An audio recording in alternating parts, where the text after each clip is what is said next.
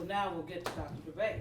Dr. Joe DeVay has been a flight surgeon at NASA for the past 20 years and currently serves as the lead of the Medical Operations Group.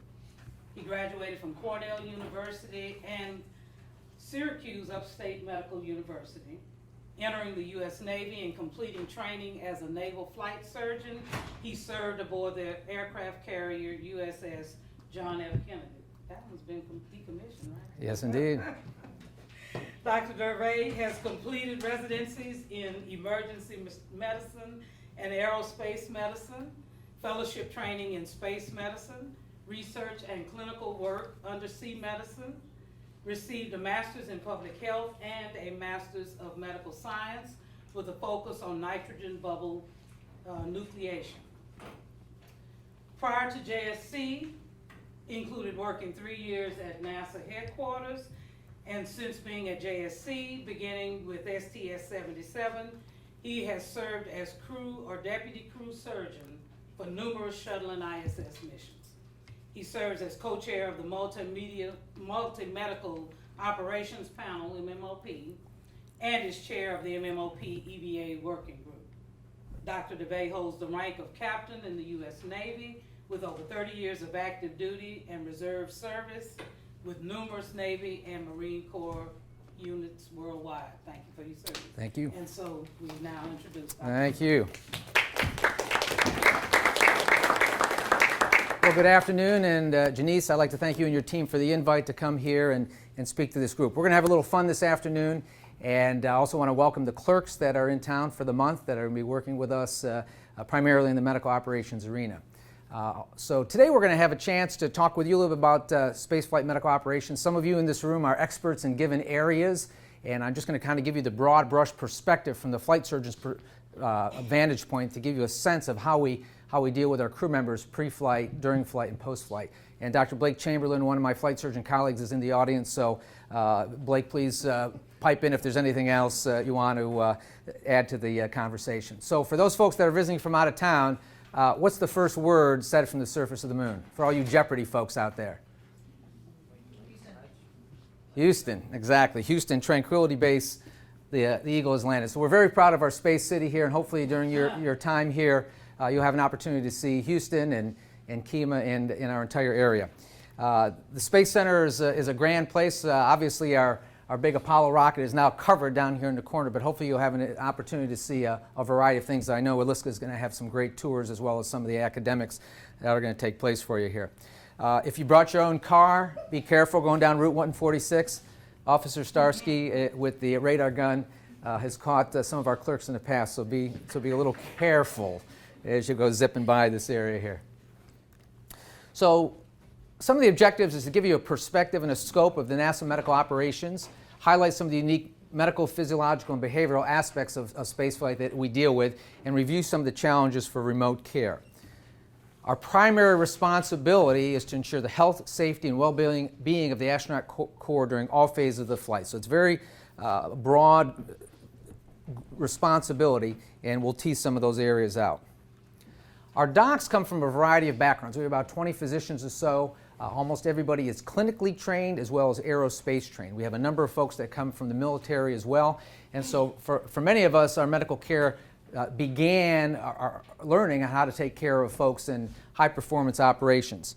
And as mentioned earlier, I spent 2.5 years on the John F. Kennedy, and we had, it's a city unto itself, 5,000 sailors and Marines on board. We had about 85 aircraft, and it was a very impressive operation. Obviously, we retired the shuttle. How many folks have been to a shuttle launch?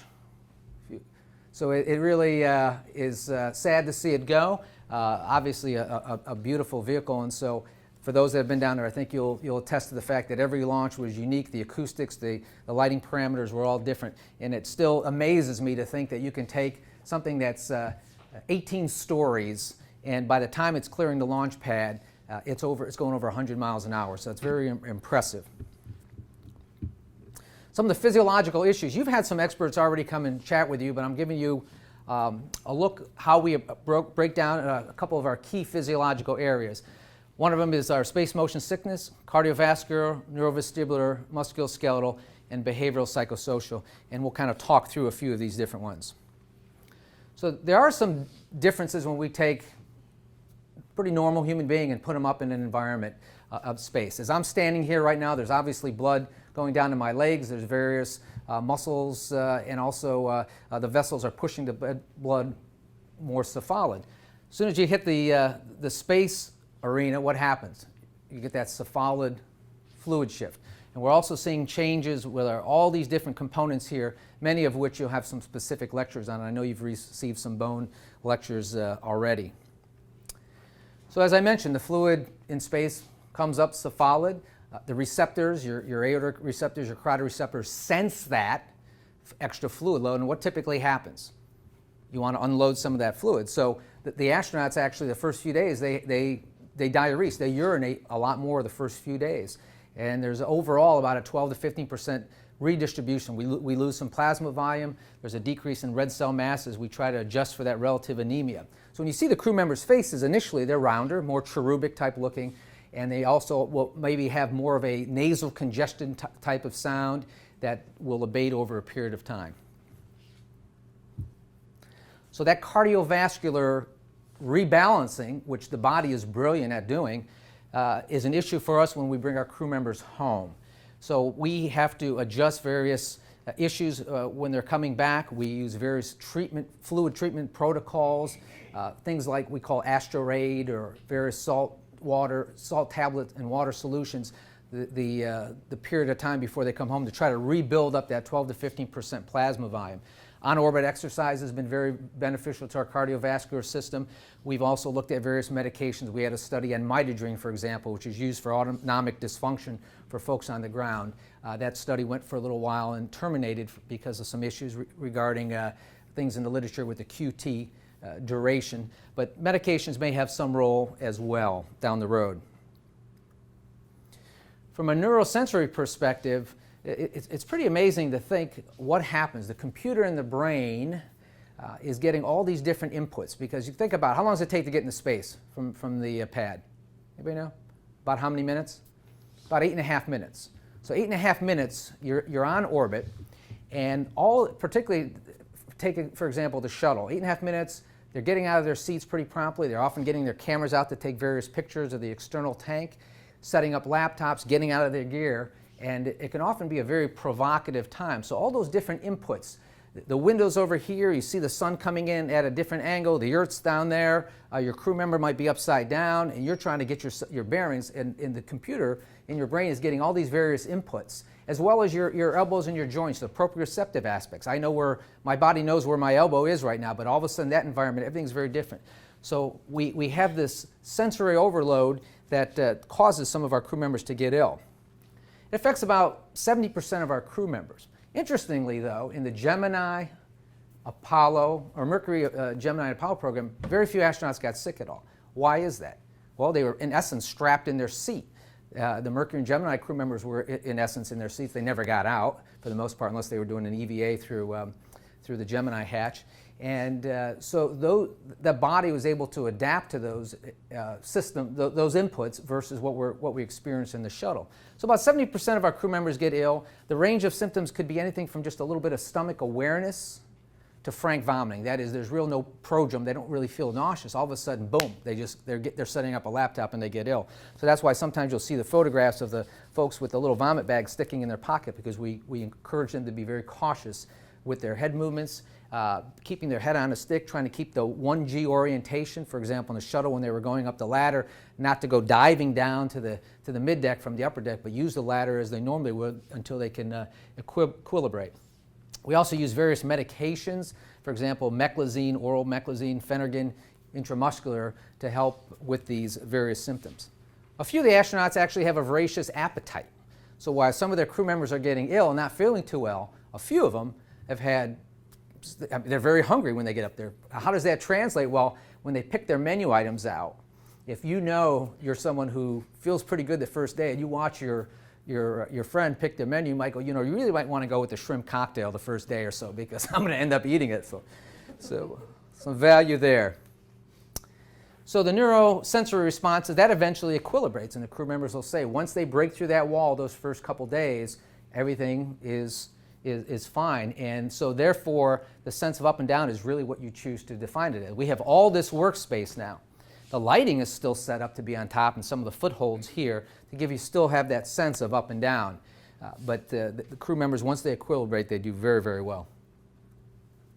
Musculoskeletal system, I'll just cover this lightly. I think Dr. Sabanga was here recently and gave you some perspective on it. But the bone and muscles are constantly remodeling due to physical loads. And so we're tracking this. We're learning a tremendous amount from our colleagues in the bone community and looking at how the different spongy bone and compact bone, how they react, what the balance between the osteoclasts and osteoblasts are. And this all dovetails into what we do for exercise. Exercise is a key component of our ability to maintain muscular strength and as well as our bony health.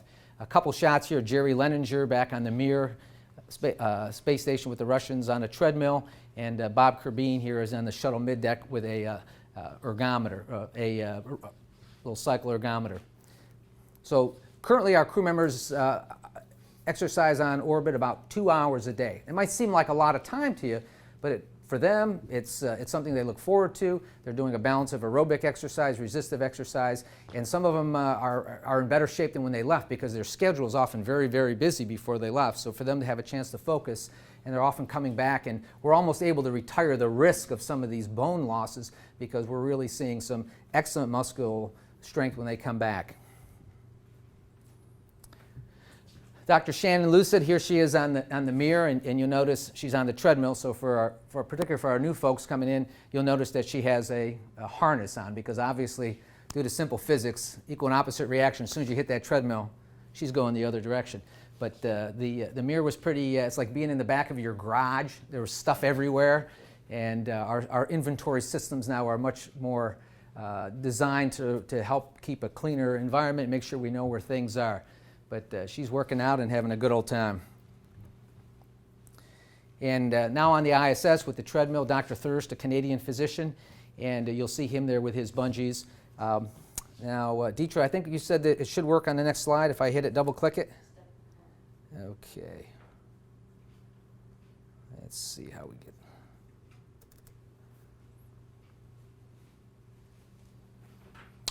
We had a little video clip just of him running on that, which you may have seen with the exercise class. I'm not sure why this is not taking on the WAV file. And did you get a little bit of a feel for the advanced resistive exercise device? You got a sense of that. So this device, again, if you want to take a quick peek at this, see if we can get that going. The exercise device, the engineering behind it allows us to get loads up to 600 pounds. Now think about that for a moment. The device doesn't weigh anything in space. It has inertia, of course, but the engineering is such that we're able to get up to 600 pounds for some of the squats, other work that's necessary. So there we go. They might have you just do the other one. We'll go backwards for a second after this one's done. But you can see the motion of it. This gentleman's working, one of our Russian colleagues is working pretty hard here. But notice there has to be a system here, vibration isolation system, because you cannot impart the loads into the vehicle for a couple reasons. You guys have been, and ladies have been to the gym, you see people throwing weights down and just all that movement. So we don't want to impart the loads to a couple different areas. One of them is where the modules come together at the joints, and secondarily, and probably most important, is to the big solar arrays. You don't want to get those solar arrays wafting in the breeze from all these energies that are imparted there. So we're seeing some great work with this gentleman, and love the results. If we can go back to the treadmill for just 1 second, 2 slides back.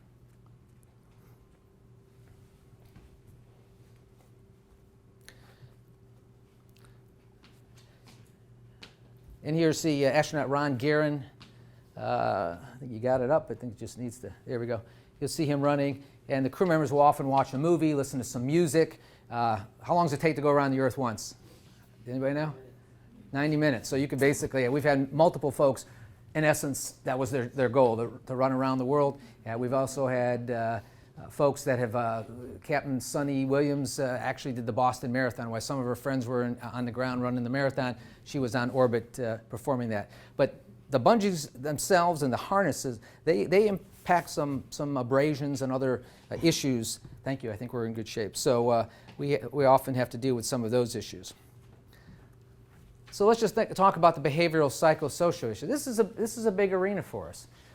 The two limiting factors in many respects to go to Mars, for example, are radiation and behavioral psychosocial. How do you pick 6 of your best colleagues to spend a couple years with you? How do you pick those people? How do we do that? There's so many factors involved with personalities and habits, and as we're doing an international space station with 16 countries, we've learned a tremendous amount. Some cultures, some people, when they get very mad, they get very quiet.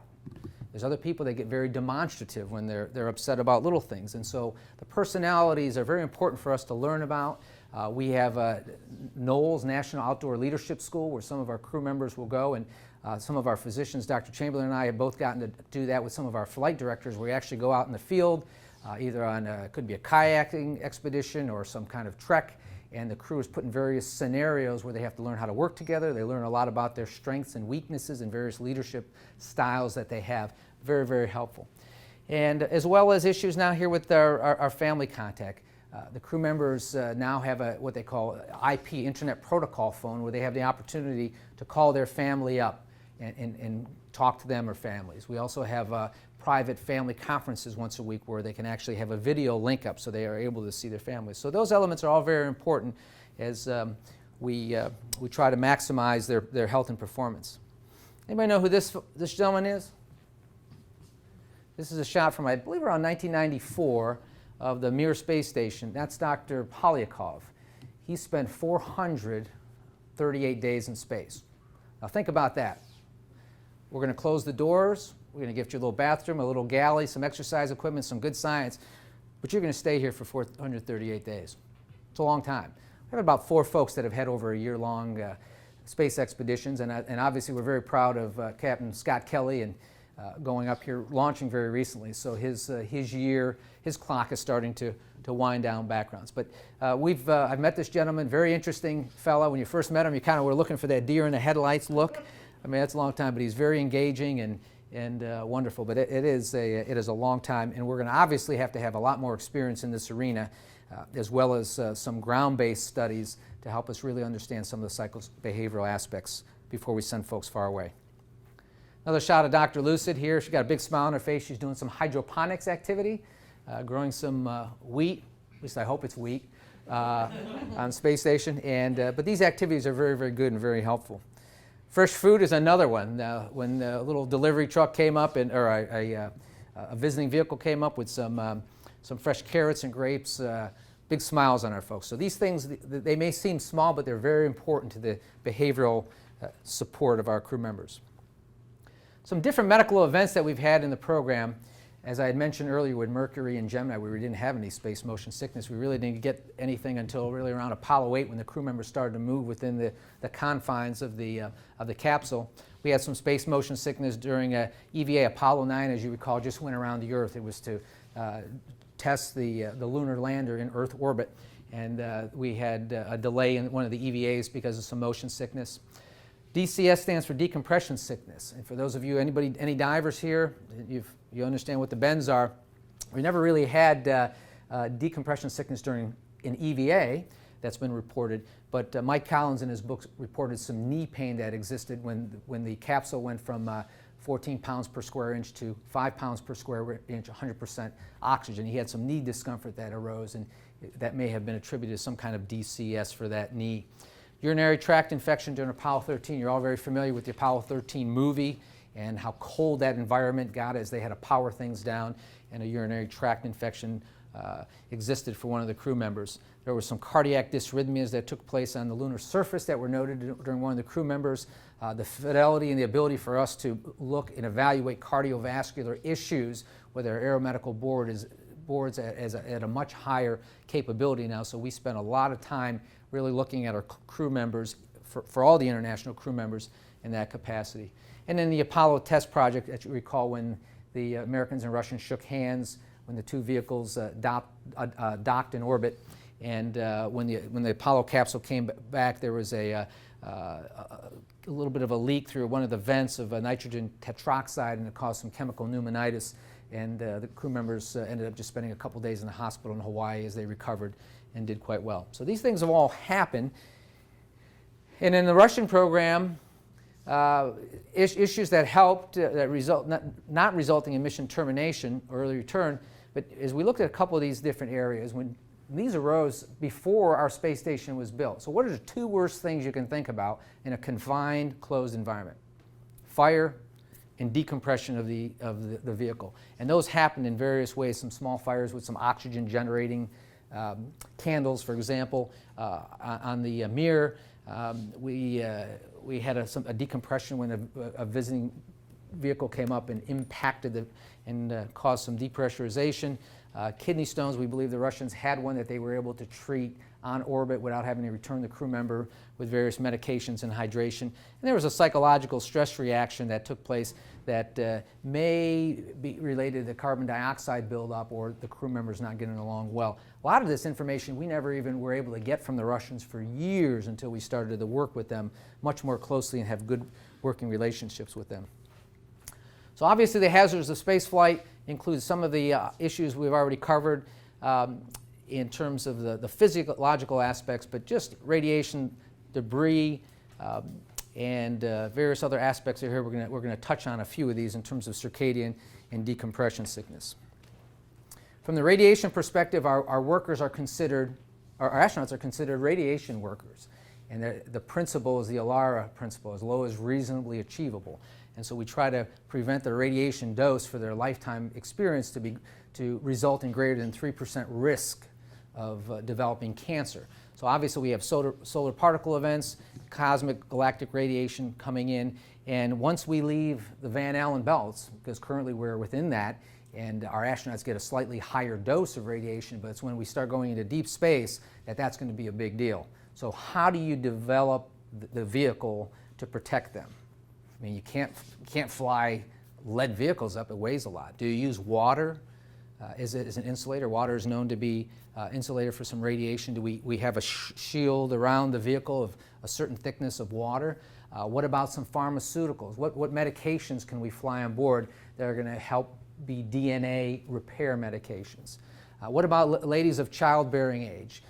Should we be going and harvesting some of their eggs so if they eventually finish their space flight and they said, it's time for me to be a mom or to be a mom again, approaching all those different issues. Looking at the genetics. Are certain crew members predisposed because of their genetic makeup that may have more implication due to the radiation they may be exposed to? So some wonderful topics for us to dive into. Anybody remember what this is here? The KC-135, an aircraft that we used to have. We fly DC-9 now, but flies over the Gulf of Mexico, about 26,000 feet in parabolic flight, and you get about 20, 30 seconds of microgravity, and then downhill you're kind of slammed down into the cabin under a 2G load. But this is the Vomit Comet, Weightless Wonder, and you can see some shots here of some procedures that we have to do. For example, here's something with some blood draw and IV. This guy's not having a good day here, obviously. And there's some airway work being done here. So a lot of this is to test how do you do these procedures, and also to develop checklists. Everything has to have a checklist and a procedure, because for those of you that have drawn, just a simple thing, have drawn blood, have done some suturing, every time you touch something you basically put it down. But now you got to imagine this floating environment where your alcohol pad, you let it go, it's going to corkscrew. That little edge of the alcohol pad could easily hit you in the eye and cause a corneal abrasion. The end of your suture is going to wrap up. All those things have to be taken into account. So a lot of work is done to develop the procedures that the crew members will utilize. ACLS procedures had to be utilized. How do you do CPR? We talked earlier about running on the treadmill. As soon as you hit, you're going the opposite direction. Well, same thing. When you're in this aircraft and you do a compression for your CPR on the mannequin, which way do you think you're going? The other way, exactly. So we looked at various devices that you can put compressors on, various belts that you can be close in proximity. One of the best ways was actually this piston method, where you actually had your feet up on top and you were able to get that vertical push and kind of regulate how much force you put on. So very interesting, trying to find simple solutions to problems. We've also flown, this is some shots where we've actually flown, this is a pig that we flew. And we were doing various procedures here on what, if we can do a diagnostic peritoneal lavage, which really isn't done so much now because we have ultrasound capability, but it was to look for blood in the abdominal cavity. Putting in chest tubes. We actually also fed cameras through the through the urethra and up into the ureters to see if we can go in and kind of snag a kidney stone if it existed here. So there was some great work that was done over a period of time. Very challenging, because you got to imagine you're doing these parabolas and you're only getting about 30 seconds, and then you're pushed down, and then you're also trying to keep all the anesthesia and everything else going with the various with the pigs up there. And then every once in a while you have a little bit of fun and you get to spin around here. You can't do this your first few parabolas, because if you do, you're going to be pretty worthless. But it is, I wish everybody would have a chance to experience it. It is a e-ticket amusement park fun, no doubt. This is to remind me about the settling of dust and foreign body and injuries to the eyes. This is Steve Smith, one of our astronauts who's showing out here to get something out of the eye. The Russian colleagues would squeeze some water, and he'd kind of float in, put his eye in there, and kind of blink up, and then take a towel and then dab it out. And that was how they got something out, because as we're sitting and standing here, dust, debris, here, anything falls to the ground. But obviously when you're floating, all those little particulate matter, which we hope gets pulled out through our filtration system, still exists. And we've had occasions where folks have opened a panel behind near a locker, and it had a small little piece of metal that was there that got shaken during the launch that corkscrewed out, getting somebody's eye. We've had foreign bodies that we've had to remove. Now that could have a big impact if it happens a day or so before your spacewalk, of course. So those ocular issues are important for us. We have a device, and this is one of our colleagues here, Chuck Lloyd, who's in the KC flight with flying basically a little simple set of Speedo goggles. We were trying to figure out, how do you go about, if you get a toxicological element in your eye, how do you rinse your eye out? Do you just keep squirting the water with a towel? And so a few folks came up with a rather elegant way to do this, and basically it was a $6.95 set of goggles with some water hooked up, which would, on the shuttle, for example, was from the galley, and the waste collection system would be through the waste management system. And so basically it was a very elegant way to bring water in. As opposed to goggles keeping the water out, we do the opposite. We put the goggles on, run the water through, and that way you're able to go ahead and utilize it. And we've used it in space. We've used it at least on a couple occasions. I can think of 2 spacewalks where the visor, on the inside of the visor, you put a thin layer of anti-fog. It's almost like dishwasher detergent to keep it from fogging up. And the drink bag, the water from the drink bag leaked, got in there, and it caused these things to run off, and it got in the crew member's eyes. So when you're in a spacesuit, you can't rub your eyes. And so it was very uncomfortable toward the end of their EVAs. And they came into the shuttle and put these goggles on and were able to irrigate their eyes. So $650 or whatever it is for the goggles probably costs us $100,000 just to do the paperwork and the certification. But it is nice to see that sometimes there's an elegant solution to a problem that could be right in front of you when you're sitting there watching your kiddies in the pools. So anybody know who this is and where this shot was taken? This is a shot of from Skylab, and this is Dr. Joe Kerwin, Navy Captain Doc, first U.S. physician in space, and he's taking care of Pete Conrad. And this is how he had his office set up. Pretty ingenious way for him to go ahead and do some medical care. So this leads into a little bit of some specifics about the support of our medical cadre. And we have what we call private medical conferences that take place with our crew members, in essence, once a week. For the shuttle, for the short duration missions, we used to do it every day.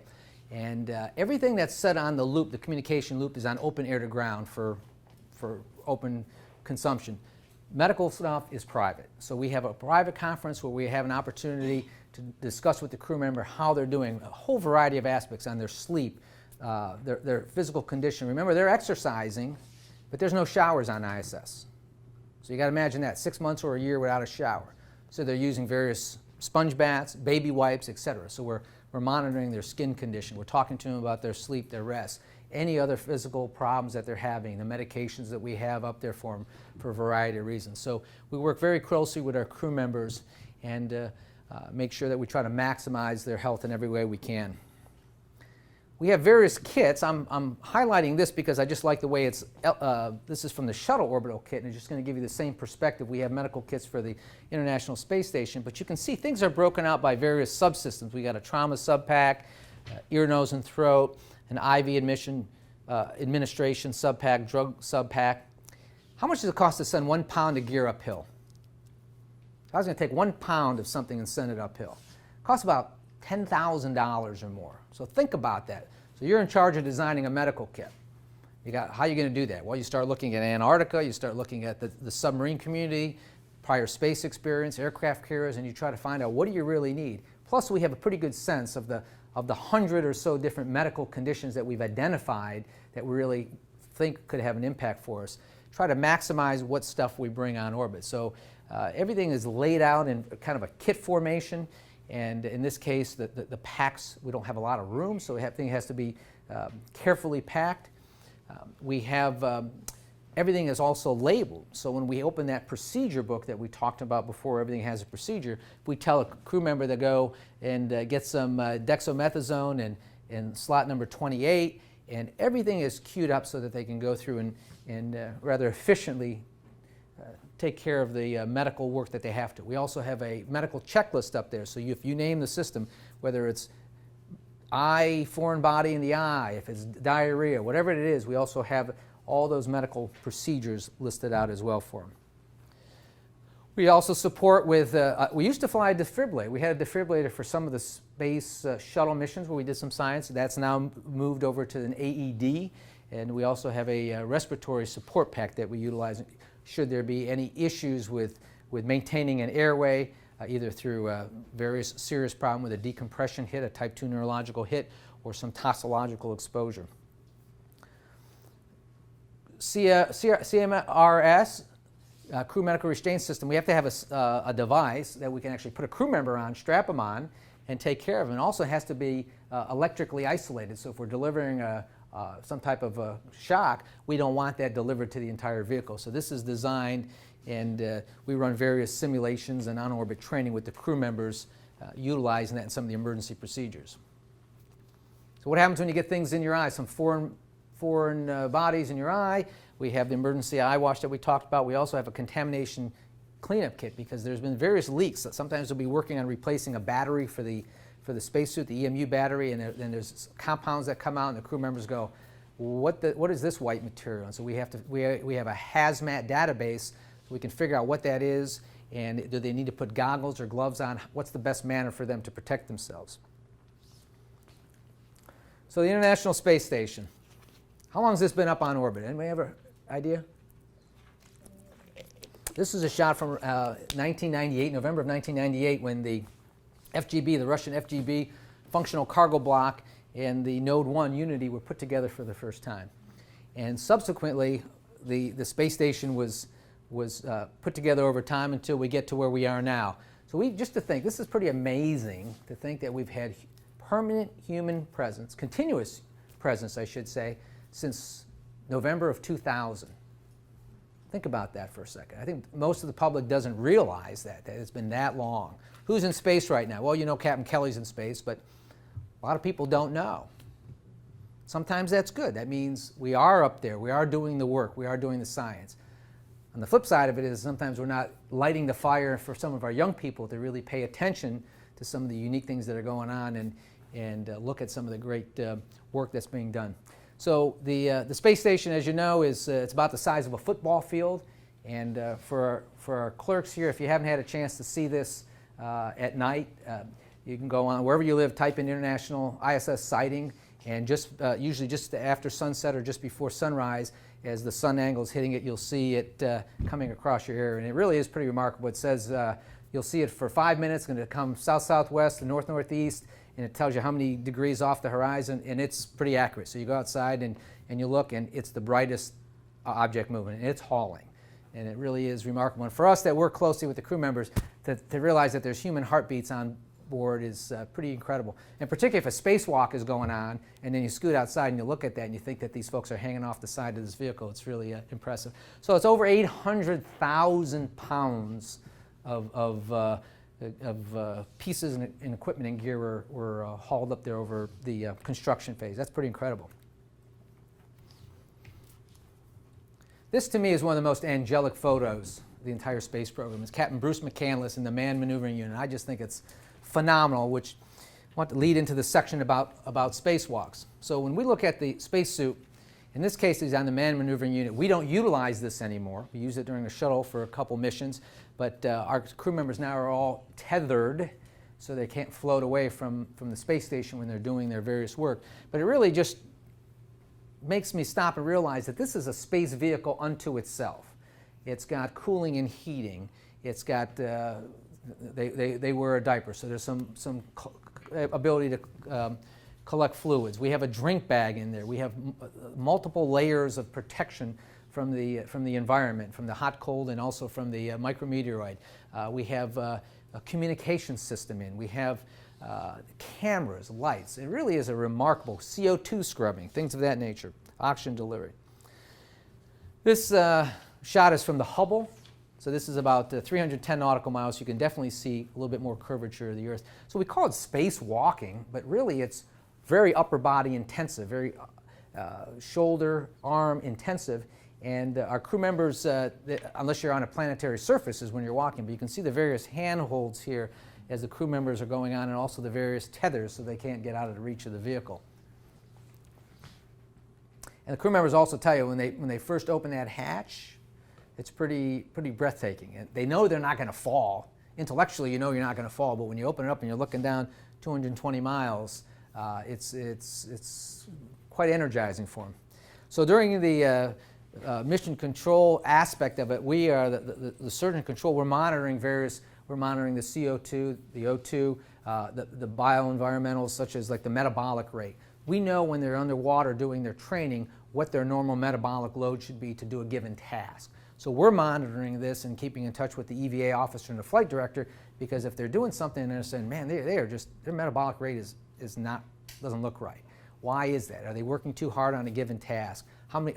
Is this going to impact their ability to continue to work for a few more hours? And so we carefully follow that, and in conjunction with any medications that they may be on. For example, say if someone was on a decongestion or a pseudoephedrine, for example, it might impact their heart rate a little bit. So we know that, so when we look at their metabolic rate and their heart rate, we balance that all out, so we have a pretty good understanding of their physiology. Folks been out to the Sonny Carter Training Facility? Even for our folks that work here, I don't know how, sometimes we see JSC colleagues that have never had a chance to go out there. Please go out and take a peek at that. It's a tremendous national asset, and it's the world's largest pool. It's 100 feet by 200 feet by 40 foot deep, 6.2 million gallons. So how much is 6.2 million gallons? Imagine going out to your corner where you live and taking the fire hydrant and opening it up full bore January 1st and letting it run 24 hours a day. 31 days later, you can turn it off. That's about how much water. It's an incredible amount there. And obviously, we have various cranes that we can take pieces in. We don't have the space shuttle component in like we used to, but various aspects of the International Space Station where our crew members can go and work. Dr. Scott Parazynski, you see him getting ready to go. He's got various tools set up on his workstation there, and he's going to be lowered into the water here.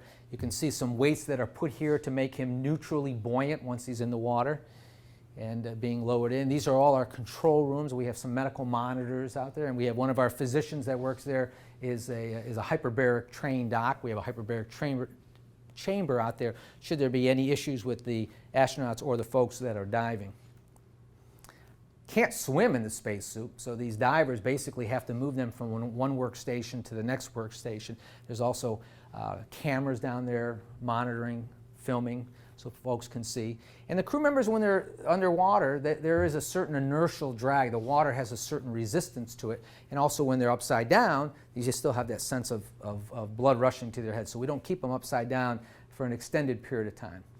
But the crew members will tell you it's the next best thing to be in space. And they operate about 10 hours of training for every 1 hour that they're going to be doing a spacewalk. just take a little mental snapshot of this picture, and this is on the edge of the sill of the payload bay of the shuttle, and compare that to what it looks like in space and the blackness of space. Again, the crew members will say this is really excellent fidelity training. And here's another picture of a crew member on an arm, a foot restraint being moved underwater, and then take a look at this image in space. So the training, the fidelity is really quite wonderful. The spacesuit beats you up, though. I mean, this is, you're in there and you're kind of like the Michelin man, Michelin lady in there. The suit is there to protect you, but you got to work against the resistance of it sometimes. And some of our crew members, we have a few injuries and that come up from time to time. And for example, in this one, we have some issues with the fingernails. The nails get banged up and there's some demyelination. So the design of the gloves are very important. You think about when you put your hand up, what's the longest finger? It's the middle finger. But when you close your hand, ergonomically, what's the longest finger now? It's your ring finger. And so it's a little different than just wearing a pair of gloves to keep your hand warm. You're having to do work against the resistance. So what we're learning is that the design obviously is very important. So some of our crew members have these issues. Not everyone. Sometimes it may be due to the moisture component. It could be due to the fact that there's the length of the fingers compared to the depth of the webs. So we try to manage this. We looked at things like phenols, retin-A, various creams. We also, for some crew members, we actually put bandages and Dermabond on there to give them a little protection. And there's other crew members that don't have any issues at all. But it's important because if you've ever had a fingernail start to come off, it could be a real painful thing. And if you had a few more EVAs to do, it would not be a real pleasant experience. Here's a shot of the first metacarpal getting banged up over here, MCP joint. Getting banged up because of the nature of the glove and the metal ring there. Here we have someone with a little bit of a suit pressure on the shoulder. We've had some shoulder injuries that take place in the training facility here, so we're very careful to monitor that. But these things are all important to highlight because for those divers, decompression sickness can often result in a joint pain or a discomfort in a shoulder or knee. So we want our astronauts, when they're in the tank, to really understand what they're feeling, so if that happens on orbit, they go, this is very similar to what I feel in the pool, or I'm getting this kind of knee or joint pain that I've never had before. It may be a clue that we're having some decompression issues. And you can see some folks putting some moleskin on their anterior shins for some discomfort. And here you see that the bladder inside the suit was causing some hot red spots, and we've had that happen on orbit where a piece of the fold of the bladder felt like somebody said like a knife was being driven into the top of their foot. They were out there doing a spacewalk, and as the suit was being pressurized and they were out there, it was very, very uncomfortable. So we really try to work closely with our suit folks to make sure we get a good fit and look at all these different aspects that can impact them. Anybody know where this picture is from? This is a shot from Russia. This is the Russian Hydro Lab, the equivalent of our neutral buoyancy lab. And this is the Strela arm, and you can see there in the crew members in an Orlan spacesuit out there. This is a hydro lab, and it's round as opposed to our rectangular one. And here's Air Force Colonel Mike Fink ready to get into the Orlan suit, and you can see him in this thermal garment, and there's various little plastic tubes here which carry the heat and cooling through a liquid to maintain a comfortable environment for him. And this suit is basically, unlike our U.S. suit, which has a lower torso harness, upper, the gloves, the helmet, this is sort of basically a one-size-fit-all. You kind of slide in, grab a handle here, and close the door on it. And basically you do have some gloves that are more custom fit. This is a good suit for big, bulkier tasks. Our U.S. suit is much better for some of the fine things that we've done, like, for example, with the Hubble repair, things of that nature. Our suit is 4.3 pounds per square inch, like being at 30,000 feet, and the Russian suit is 5.8 pounds per square inch. But so it isn't as much of a custom fit. We've had some smaller, diminutive ladies in the suit who are actually able to pull their arms up and almost kind of scratch themselves a little bit, whereas you could never do that in our suit because it's a different type of fit. And whereas we have the big cranes that come in and pull our equipment out of the bottom, here's a picture of the hydro lab. The floor is like a sieve. So the floor kind of comes up, the water drains out, guy pulls up in his little golf cart type of device and pulls the equipment off and changes it out. So an elegant way to handle a problem in a different manner. At the Neutral Buoyancy Lab, we also have a hyperbaric capability there should we ever have to do any treatments in there. We really don't use it for research per se, but it is out there to treat any of the divers or crew members that get injured or hurt. We also have an altitude chamber out there. Altitude chamber is utilized for us to go ahead and do our physiological testing. So when folks are flying in the T-38 and other aircraft, we can go up and take them up to 25,000 feet or so and get them off the mask so that they understand what the symptoms of hypoxia are. And that's very important to understand what it feels like to be a little hypoxic, and also important we train them separately on what their carbon dioxide symptoms are. And those are two different things. And why that's important is if they're doing inside their spacesuit and the sensor goes out of the spacesuit and the carbon dioxide is building up, we want them to know what does that actually feel like. And they're often different type of physiological systems or sensations. Our pre-breathe programs, I'm just going to highlight this a little bit to give you a sense. When we put folks in those spacesuits, there is a risk of decompression sickness. Decompression sickness arises because of nitrogen that's mobilized that comes out in solution and causes impacts either in the capillaries, it can put pressure on nerves, it can get into your brain, spinal cord. And so we try to mitigate that. Well, one of the simplest ways to do that is to breathe oxygen for 4 hours before you get in your spacesuit. So now think about that. I'm going to put you on an oxygen mask and you're going to sit here for 4 hours. That's kind of, you're using a lot of resources, and astronauts' time is very valuable, the team's time on the ground as well. So we look for various strategies to how do we mobilize that nitrogen and get it out of your system a little bit quicker. Well, we can't take people up into the vomit comet and do those kind of research. So we do various things in chambers, hypobaric chambers, and in order to do that we have various ways that we try to use some elegant solutions, things we've learned from the Air Force and other researchers to try to get this nitrogen mobilized. So it's along the theory of that if you go out and you run, you do some exercise, and then you go right to the gym and you start to lift some weights, your cardiovascular system, cardiac output is still going. You're still mobilizing blood. And in our case, we want to mobilize that liter of nitrogen or so to start getting it out of your system.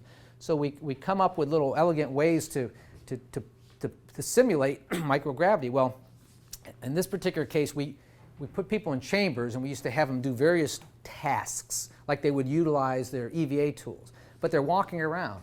Well, that's not really a good representation because now you're loading your joints, your hips, and so what we did is we came up with this solution here. We put people in this semi-recumbent position. We had various tasks they had to do to simulate things they would do in the suit. We had bungee cords kind of giving them a little sense of resistance of the suit. We had a no-kidding bathroom scale here. We knew exactly how many pounds of force it took, as if you were locking your feet into the foot restraint before you were moved. So we would put all this together, we'd choreograph it, we had the astronauts get in, they go, yeah, it's pretty good fidelity for something like this. And then we would put folks in the altitude chamber after we would utilize this to test our various protocols. And we also did a lot of monitoring with the heart. When you put somebody in a chamber and you want to listen if they're developing bubbles, you listen to the right outflow track with a Doppler, and you hear this chirping sound. Bloop, bloop, bloop, bloop, bloop. And if you hear those little bubble sounds, that means you're starting to generate this nitrogen gas. We want to, of course, minimize that. And we're also trying to make sure that we don't see through any hole in the heart, patent foramen ovale, or any other intrapulmonary shunts. We don't want to see bubbles going from the right side to the left side of the heart. So this is one of our techniques as we study EVA bubbles. I'm going to talk to you just the sense. I just want to focus on a couple key things to talk to you about our pre-breathe protocol. So if you're watching NASA TV and the spacewalk's ready to begin, and they say they're doing their pre-breathe protocols. So what does that actually mean? What are they actually doing? Well, there's a program that we don't utilize right now, but this was the key program that allowed us to help build the space station initially, and it was the CVIS, the Cycle Exercise Vibration Isolation System protocol. So what does this actually mean? Well, what would happen on the day of EVA, you would get up in the morning, and you and your colleagues would don a mask, and you'd start breathing oxygen.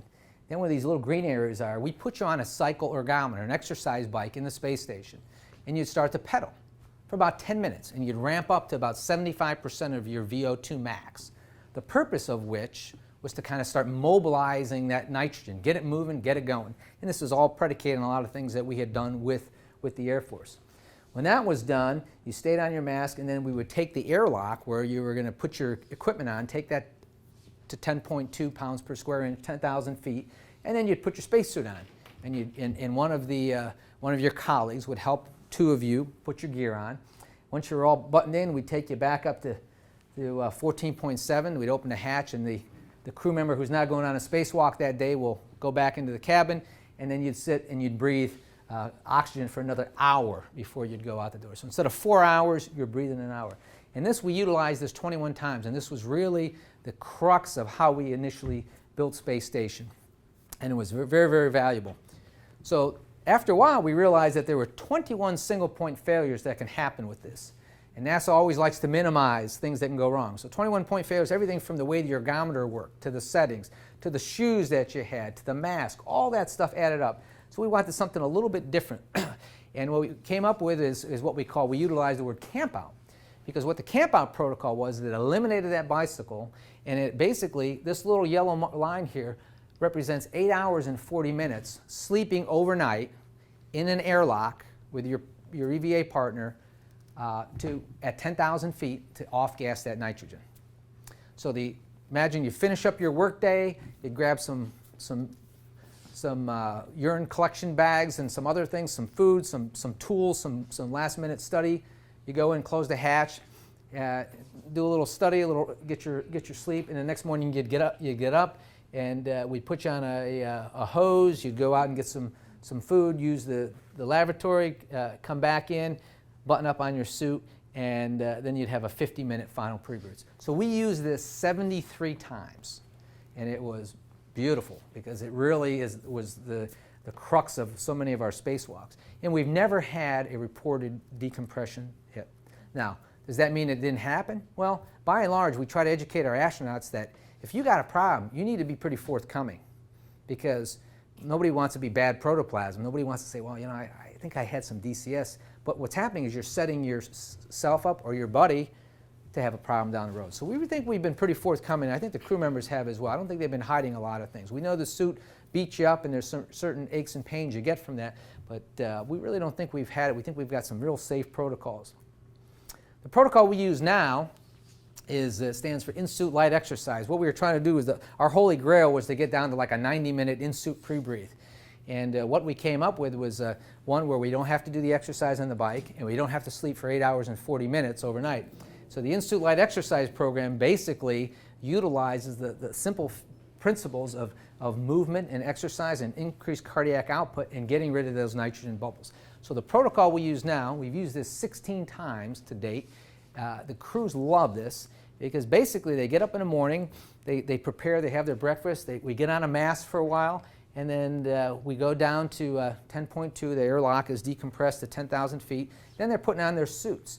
And after that's all done, they button back up, their colleague gets out, now they're in their suit for 50 minutes. And when they're in there, they're doing this light exercise. And this is things that we've learned over the years. We put all this together. And the light exercise is it's basically a series of leg movements that are pretty light.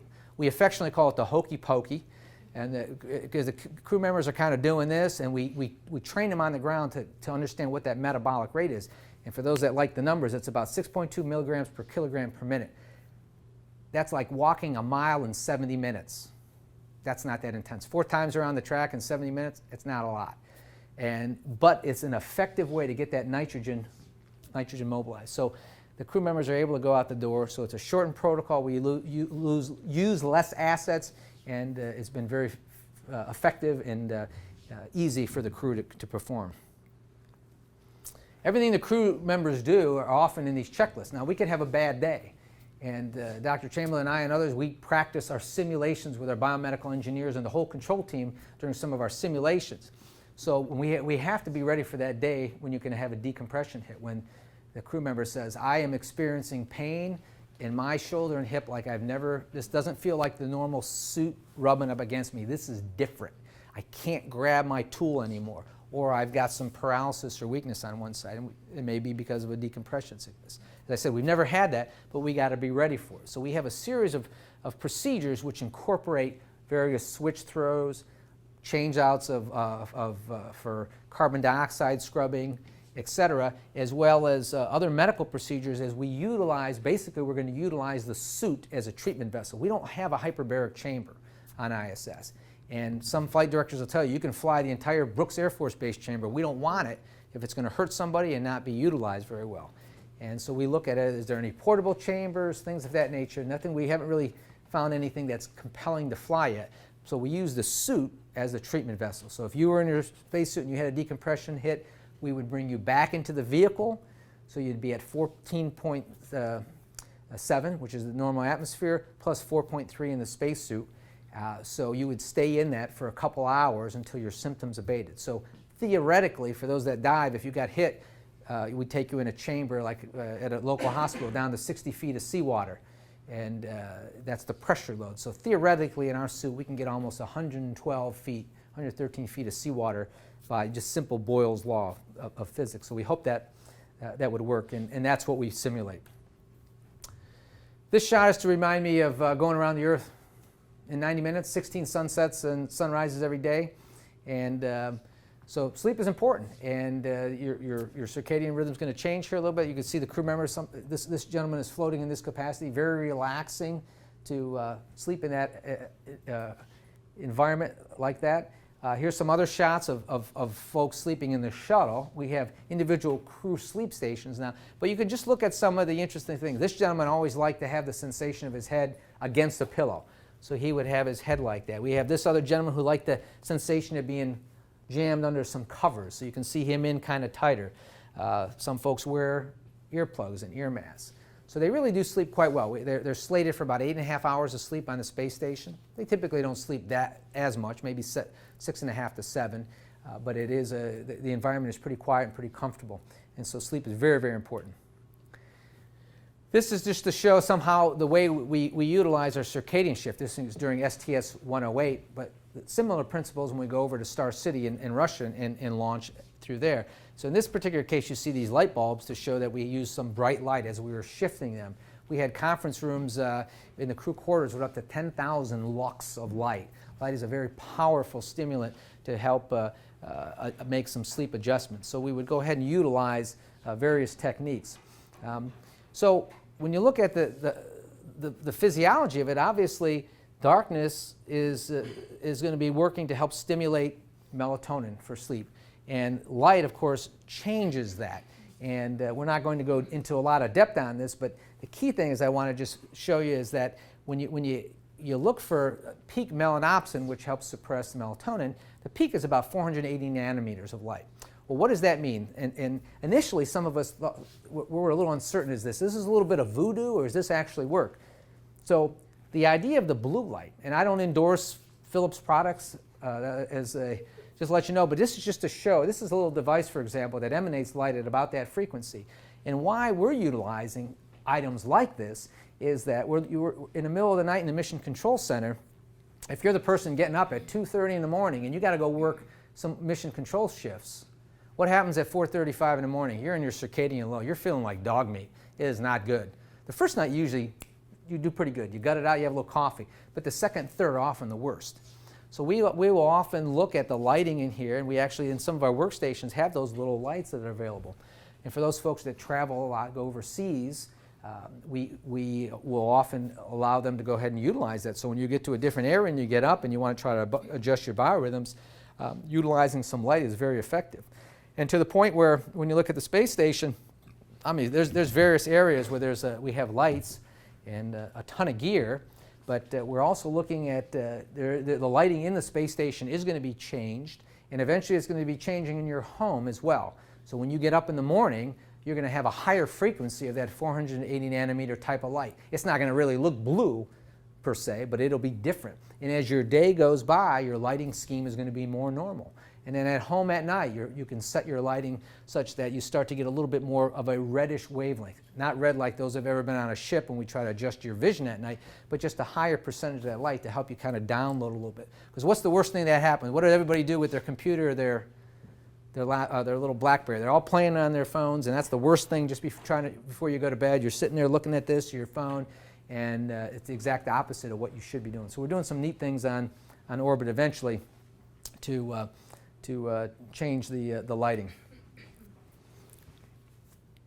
I'm going to tackle just a little bit here to give you an idea of one issue that's high on our list, and that things that you might have heard or read about is some visual changes that we've noticed for some of our long-duration crew members.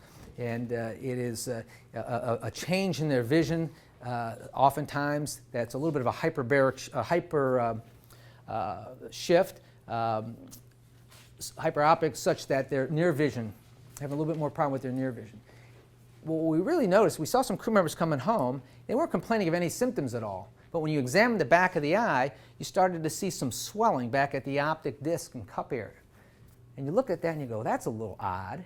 Are you having any symptoms? No, I'm doing fine. You know, they may be at that given age where they're starting to have some presbyopic changes, which take place with age normally. But we started to notice some different things. Anything from some cotton wool spots to some folds in the back of the retina to some flattening of the globe here. And it led us to start looking at saying, what's going on here? What is physiologically happening? We know we've got these fluid shifts coming up. Is that impacting it?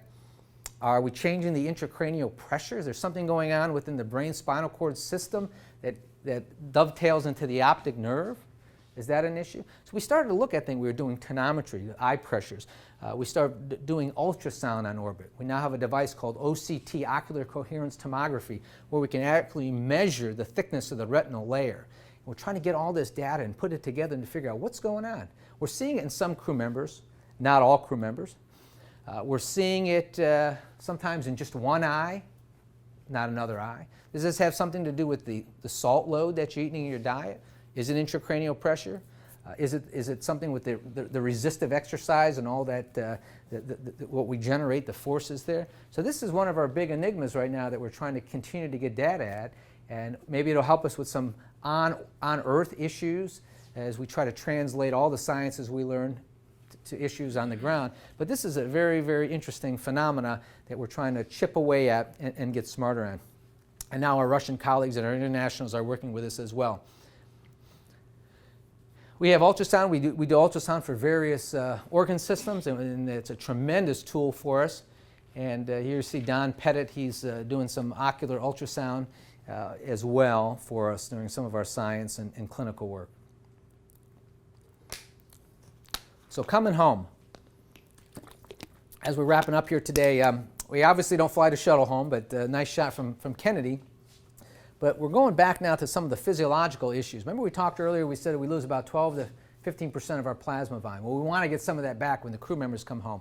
So here was just a simple example that right around landing for the shuttle, a few hours before, we started to do a fluid load. As I mentioned, this kind of salty solution, kind of a chicken consomme type of thing to increase that salt load, retain some fluid. So of that 12% loss, we got about maybe we were back about 5% of that loss, so that when we hit the ground and we got out of the vehicle, we were able to do better on that.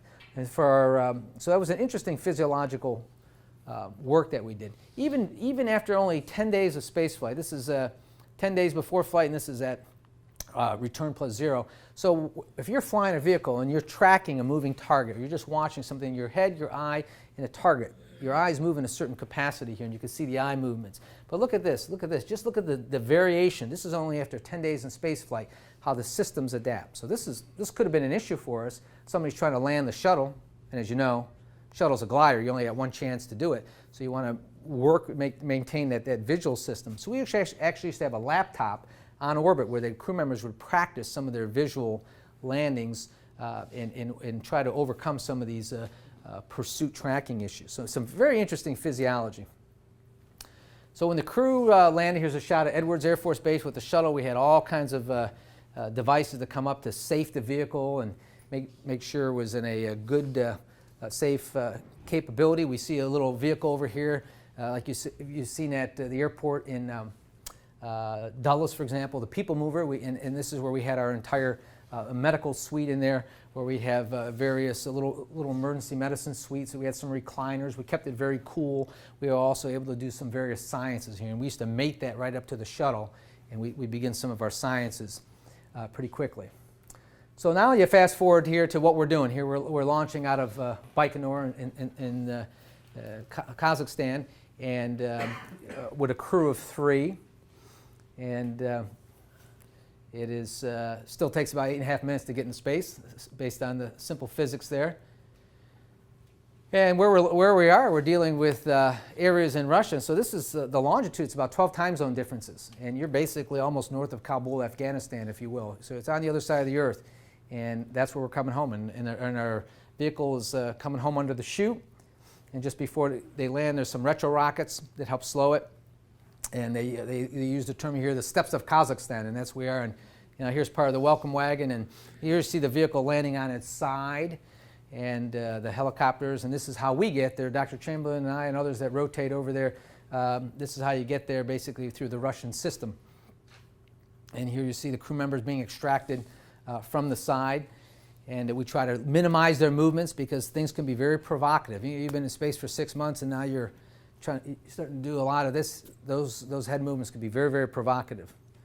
And here you see another way. If the capsule lands vertical, there's a stanchion they put on here.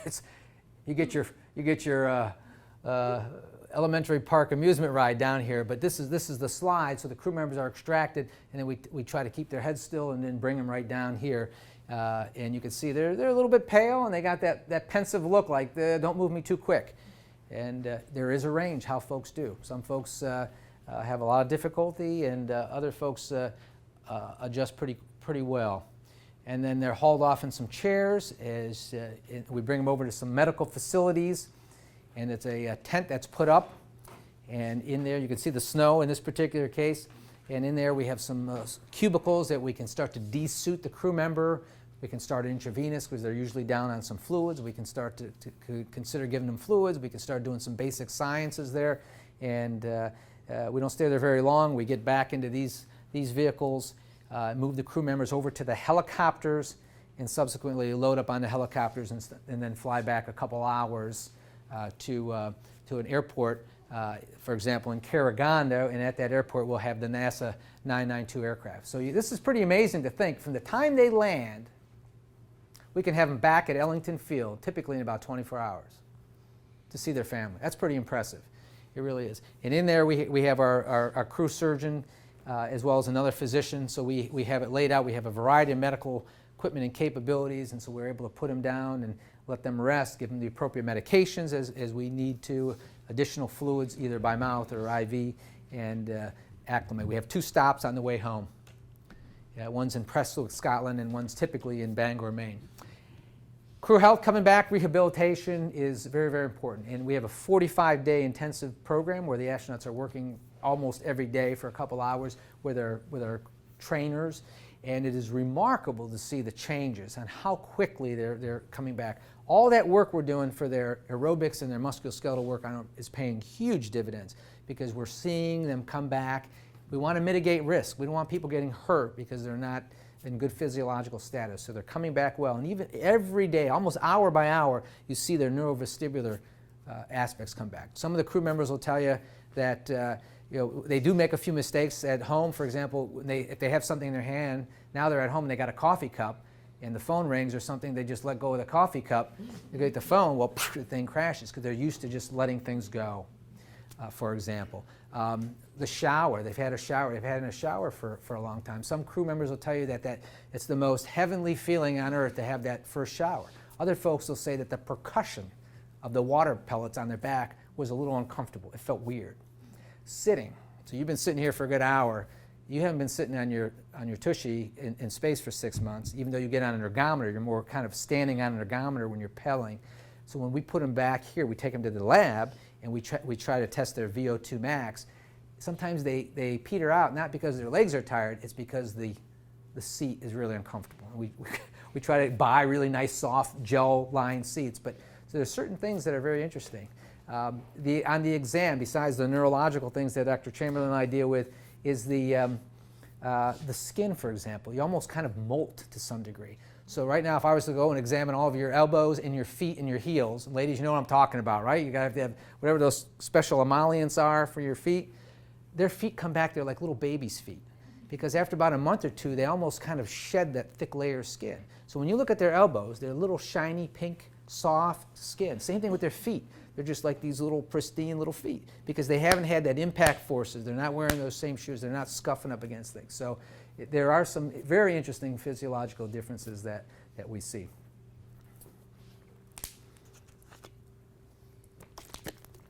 And I only have a few more slides here as we close out.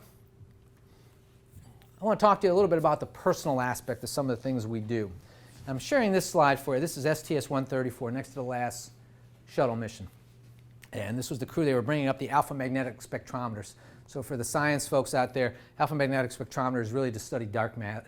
And Professor Ting, Dr. Ting, a Nobel Prize winner, was very involved with the design and implementation of this. And this crew brought it up. And a great group, Italian astronaut. We have an Air Force, Navy guy, and Captain Mark Kelly. And you probably know who Captain Mark Kelly is. Well, Captain Kelly's wife was Gabrielle Giffords, and she's a U.S. Congresswoman. And January 8th, 2011, she was shot. And I'm telling you this story because part of what we do is all this great science, but we really have, these people are our family.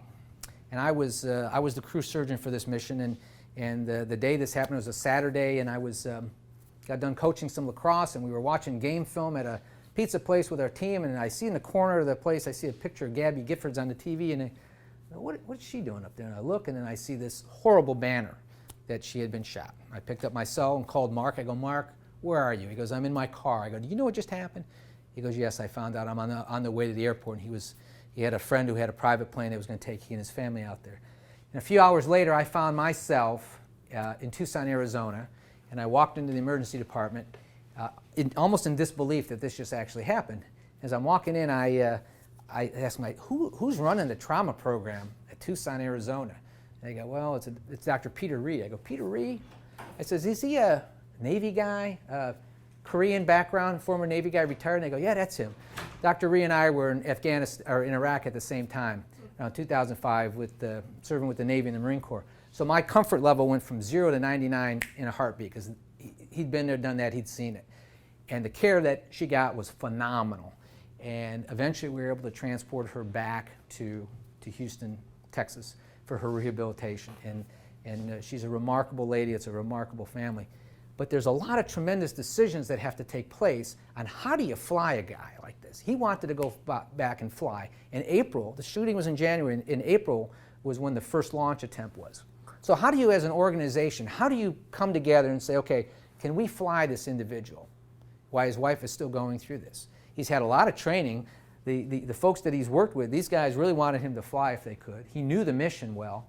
But what's going on? So this was a very interesting aspect for us to get our medical team together, our behavioral folks, our psychiatrists, our representatives from the astronaut corps, and to figure out how we make a determination. Is he safe to fly? He's flying a $3 billion spacecraft with another couple $1 billion alpha magnetic spectrometer. You're paying for it as taxpayers. Are we doing the right thing putting him in? And Mark is a remarkable guy, and we went through a very detailed evolution where we had a plan. We looked, we monitored him, we put him back into some simulations, into some flying environments, and the T-38 and other things here, and he had all these checks and balances to the point where we got an opportunity to say, you're good to go, you can go fly this mission. It was very motivating for him, very motivating for his wife and for the crew members. First launch attempt was in April, and that day the mission was scrubbed as we were putting the crew members in the vehicle. There was a auxiliary power unit heater line sensor failure, so the crew never even got in the vehicle. So we brought them back to the quarantine facility, and as we're bringing them back into the quarantine facility, the phones are going off. Air Force One was landing. Air Force One was landing because the president and his family were showing up. They had never seen a shuttle flight, and they were going to go see this flight. And Gabby Giffords actually came over there as well. During part of her rehab, she got flown there, and so she was going to have a chance to witness her husband launch. Very, very motivating across the board. But the President of the United States wants to go and see the crew members.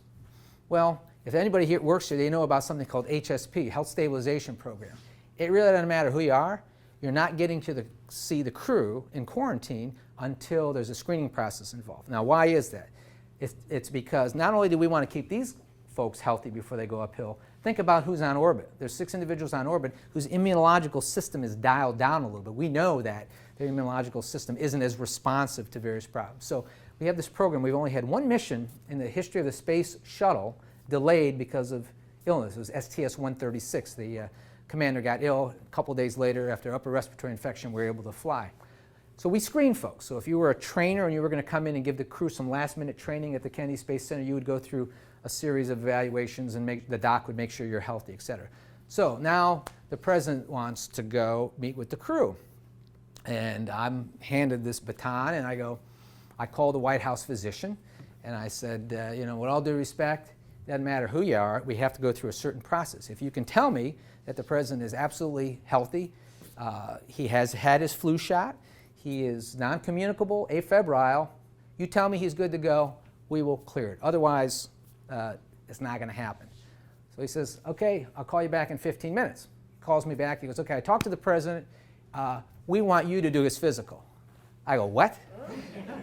Next thing I know, I am brought into this room after the Secret Service does their handy-dandy pat-down and everything, and this is a shot from the Kennedy Space Center where the president and his wife and his 2 daughters and his mother-in-law are there, and I'm brought into this room, and the president comes up, he goes, okay, Doc, what's the story? And I go, well, sir, I'm thinking the whole time, I'm going, why do they want me to do this? If the White House physician says the president is good to go, he is good to go. And then I said, well, maybe this is plausible deniability, because if something goes wrong, it's the NASA guy's fault, right? So I am explaining to him now that we have this, just as I shared with you, we have this health stabilization program, and we have certain wickets to check, and I explained this to him very carefully. And then there was this big pregnant pause, and I was kind of unsure what he was going to say. Then he goes, Doc, you do what you need to do. We don't want to be the ones to get the crew members sick. Roger that, sir. Thank you very much. So we proceeded to do make sure that everything was in place, did a limited physical examination, and eventually cleared him, and then had to do the same with his wife. So they were able to spend some time with the crew. So it was a very interesting evolution that you just never expect. I mean, I don't think later that day when I called my kids up, I go, you're not going to believe this. My whole mission that day was to keep my crew healthy and get them ready for launch. The last thing I'd ever expect was to meet the president, let alone examine him. I mean, it just doesn't happen, right? Because that's the White House does. So anyway, you got to be ready. And for the docs, the future docs of the world here, is the other bottom line is you got to do your medical work with him like you would do with every other single patient. Don't cut corners, because sometimes you can't be intimidated by who somebody is. You got to proceed and do everything like you normally would, because if you don't do that, that's when you're going to make an error. That's when you're going to make a mistake. So lock that in your mind. So if you're taking care of at the military place, if you're taking care of a general or a senator, you got to do everything same on everybody, because otherwise you can make those errors. But anyway, it was a great honor to meet them, and they had some quality time with the crew members. Last couple slides. Anybody know who these folks are? This is the original 7, the Mercury astronauts getting ready for some of their field training. And this particular gentleman over here is now in his 90s, John Glenn. And he flew on STS-95, and Senator Glenn, he was like 77 years of age when he flew. Pretty remarkable, you think about it. And I think we learned some things about the fact that if you take care of yourself physiologically, you never know what's going to happen to you, what's going to end up on your plate. He was, of course, volunteering himself to learn some things about geriatrics and other physiological aspects that might be of value added. But he went up and he did some remarkable things up there for us. And it was a big motivator, I think, for folks back at home. They're sitting on their couch realizing if I take good care of myself, I might not fly in space, but I could have some pretty good years ahead of me. So where are we going from here? Well, a lot to be determined. The space station is in essence built. We're going to be doing a lot more science here. Hopefully our commercial programs will be able to get us up there. We've got the Orion program on tap. We've got the Space Launch System, hopefully to get us into deeper space opportunities. How that's going to translate if we're going to have a chance to go back to the moon. And here's a shot of what was conceptualized as the Altair lander. And perhaps some folks advocate going back to the moon. Whatever planetary body we go to, we have a lot of issues to deal with in terms of whether it's 1/6 gravity, 1/3 gravity. What about the various compounds, and how's the dust going to be an issue? And you're not going to be doing an EVA once or twice. You may be doing an EVA almost every day or a couple a day. So there's a lot of interesting medicine and physiology that awaits us. If we go to the moon, how do you use the lunar regolith? How do you use this as a protective environment from radiation? We had an encounter between 2 of the different landing on the moon where the crew could have been in grave danger for acute radiation illness if they were on the surface at that time. So we've got to have warning systems, and we've got to be real smart on how we protect our crew members. So some good work ahead of us. And DJ, I just wanted to click this for a second. This is just a couple of short little videos, but this came up from a summit we had. We brought back the Apollo astronauts, particularly the ones that landed on the moon, and we were talking to them about various things. For example, we were talking about the design of a habitat to live on a surface, and about how to make it quiet and palatable. And one thing they said that was very interesting, they go, don't make it too quiet.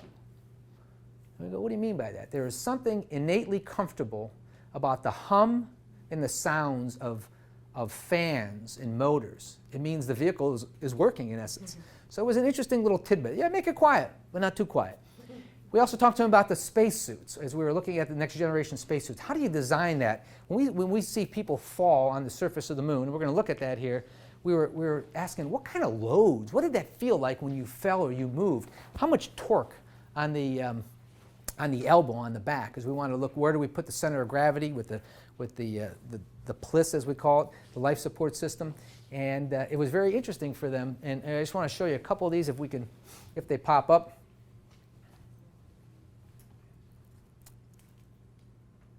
As we're queuing this up, but basically, when you see them, they didn't actually walk, they kind of loped. If you remember that the kangaroo walk? And in 1/6 gravity, they said that was the most efficient manner for them. Not a simple gait, but kind of a loping gait. And it was physiologically good for them. But when they fell, we were watching some of this, and we go, oh my God, that's got to be tough. And they go, it was like falling on a bed of pillows, in essence. It wasn't a lot of torque on our joints. So I think we learned a lot from those kind of discussions, and hopefully we'll utilize that for future events. I think we may just, no joy? Okay. And they were basically, and you can go online and see them, they're about 20-second clips, and it just shows the crew member working on picking up some rocks, and he stumbles and falls.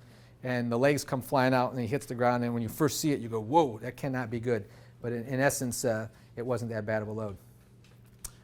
We'll just press. That's okay. Oh, there it is. Yeah, we got it. I don't know what you did, but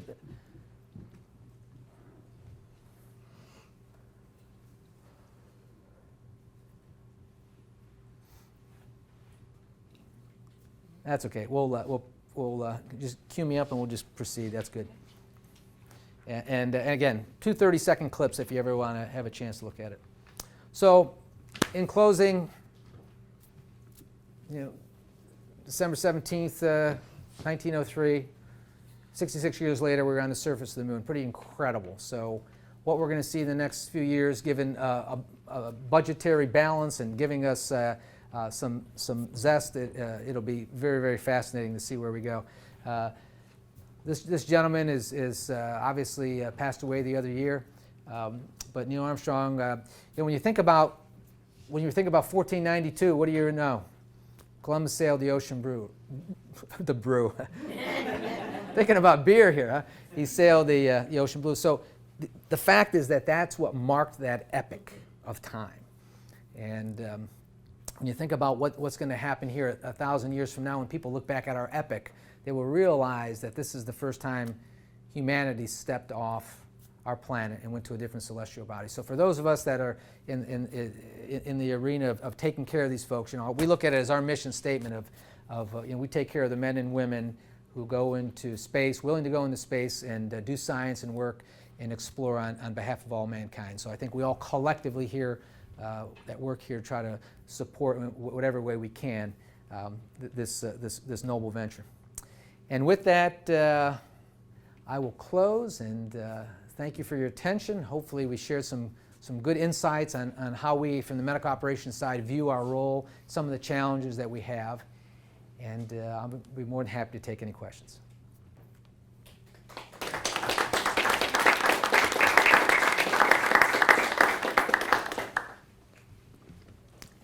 Yes, ma'am. How do you account for eye changes on orbit? If they are experiencing any change in vision, do you have spare various contacts or glasses or something like that on orbit, or has that really not been? Good question. So how do you handle, the question is, how do you handle any ocular changes that we're having on orbit? Well, obviously it's of concern to us because it is a single point failure. You only got one set of eyes going.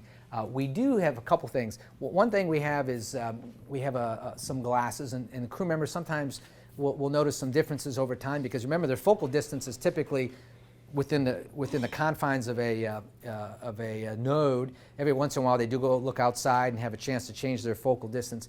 But we do have some glasses that we fly that are almost what we call variable. There's an opportunity with a little bar to change the curvature of it.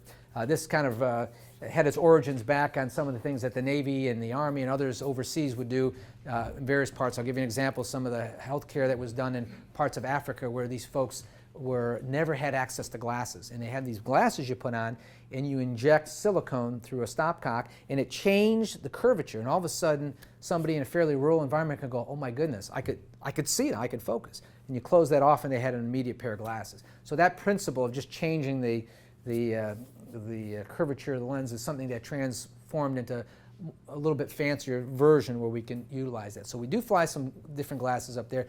We are now looking at the challenge of what medications can we fly that if these symptoms get worse, we haven't had any real problems, but what happens if they get worse and it's really noticeable? Are there medicines, for example, for any of you that have gone to high altitude environments, Diamox, acetazolamide. We use that for glaucoma and eye pressures, but does that have a role? Could that help us out? So we're looking at a variety of medicines. But there is no one magic cure right now. We've got to figure out why does this happen. If any of you out there know of a non-invasive intracranial measurement, we love that. We're looking at the technologies around the globe on that. How do we measure without having to put a bolt through the skull? How can we measure that pressure? Is it an intracranial pressure issue or not? That's something we really need to tease out. Any other questions? Yes, ma'am. Has anyone received stitches? We have had some injuries. For example, somebody may be moving too quickly through a given module and banged their head up on a hatch. We've had some injuries where we actually use a compound called Dermabond. It's like a super glue that's safe for biological tissue. So we've actually closed those up. And I think we have had a couple scenarios. We've had a few stitches put in a minor way, but not what we thought it would be. A lot of ocular issues. We've had foreign bodies in the eye, and procedurally, that's one of the things we've had to deal with. Yes, ma'am. What kind of protocols have you considered if someone does end up with a flu or a cold? Protocols for the flu or cold, very similar to what you do on the ground in terms of keeping somebody well hydrated. We have various decongestants. We fly medications like Claritin, non-sedating antihistamines, pseudoephedrines, afronasal spray. We also have antibiotics that we can use if we think it's turning into a bacterial infection. We also have some nasal inhalers if people are getting any bronchial spasms, that sometimes folks will get a cold and they end up having a little bit of a residual cough or a little bronchial spasm. We have some inhalers that we could use for that.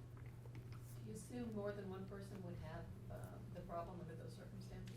Well, the question is, how do we assume more than one person? It's how you get the virus transmitted up there. Usually, obviously, if they're up there for a stable period of time, there should be no entrance into any new virus. So when our upcoming crews come up, we do spend time on the order of 3 weeks or so in quarantine, or a couple weeks in quarantine with the crew in Baikonur, and we monitor them very carefully. We really limit who's coming in. So we've been very blessed. We have not had any big problems. We've had 1 or 2 issues in the shuttle days where we think that there was some late transmission to the crew member, perhaps through some trainers or family, but we've been very fortunate. It hasn't impacted us in any substantial way. All right. Well, great. Thanks for the questions, and thanks for your attention.